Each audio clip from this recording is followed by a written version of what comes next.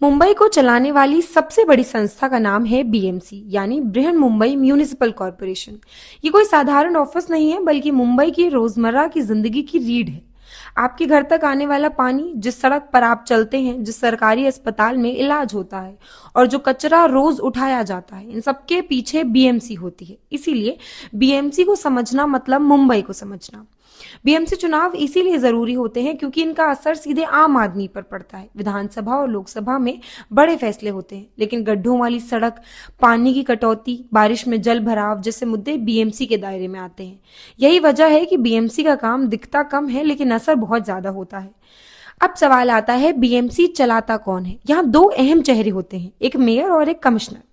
Mayor जनता के vote से चुना जाता है और शहर का राजनीतिक चेहरा होता है। वहीं कमिश्नर एक आईएएस अधिकारी होता है जिसे राज्य सरकार नियुक्त करती है। प्रशासनिक ताकत ज्यादातर कमिश्नर के पास होती है। आसान शब्दों में कहें तो मेयर राजनीति संभालता है और कमिश्नर सिस्टम।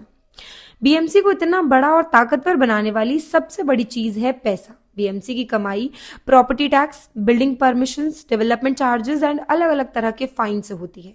इसी वजह से बीएमसी का बजट कई बार छोटे राज्यों से भी ज्यादा होता है। यही पैसा बाद में शहर के विकास पर खर्च किया जाता है। ये पैसा सड़कों के निर्माण, नालों और ड्रेनेज सिस्टम, सरकारी अस्पतालों, स्कूलों और कचरा प्रबंधन पर खर्च होता है। जब सड़क खराब होती है या बारिश में शहर डूबता है तो सवाल बीएमसी से ही उठता है, क्योंकि ये पैसा मुंबईकर का ही होता है। बीएमसी सिस्टम में कॉरपोरेटर की भी अहम भूमिका होती है। कॉरपोरेटर आपके वार्ड से चुना गया प्रतिनिधि होता है जो आपके इलाके की समस्याएं बीएमसी तक पहुंचाता है। अच्छा कॉरपोरेटर हो तो पानी, सड़क और सफाई जैसे मुद्दों पर जल्दी काम होता है।